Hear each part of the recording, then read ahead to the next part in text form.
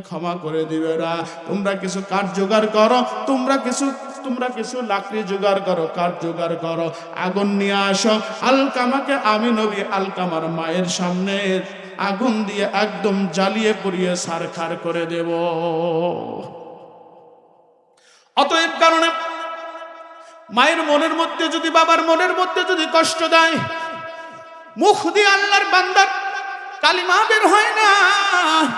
আলকামা রাদিয়াল্লাহু তাআলা আনহুর মা যখন জানতে পারলেন, শুনতে পারলেন নবীজি কাঠ সংগ্রহ করে, লাকড়ি সংগ্রহ করে আল্লাহ আলকামাকে আগুন দিয়ে একদম জ্বালিয়ে ছারখার করে দিবে, আমার ভাই আলকামার মা বলে, ওগো নবীজি, আমি আমার সন্তানের প্রতি বেজার, তাই বলে আমার চোখের সামনে আমার সন্তানকে পুড়িয়ে দিবে।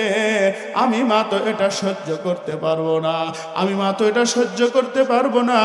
অতএব কারণে নবী গো, আমি আমার সন্তানকে ক্ষমা করে দিলাম। বলেন সুবহানাল্লাহ। আমার ভাইরা, আলকামার মা যখন আলকামাকে ক্ষমা করে দেয়, হযরত বেলাল রাদিয়াল্লাহু তাআলা আনহু বলেন, আমি একটা দৌড় দিলাম আলকামার বাড়িতে, আমি যাইয়া নিজ কানে শুনতে পারলাম আলকামা কালিমা পড়তে পড়তে ইন্তেকাল করেছে। বলেন সুবহানাল্লাহ। অতএব কারণে বাজার, মাতা পিতার সঙ্গে অবশ্যই ভালো ব্যবহার করব, মাতা পিতার সঙ্গে অবশ্যই কোনো খারাপ ব্যবহার করব না। কারণ মাতা পিতার সঙ্গে আমি আর আপনি যদি বাজান খারাপ ব্যবহার করি, ওই সন্তানের মুখ দিয়ে কখনো কালিমা বের হবে না, ঠিক কিনা?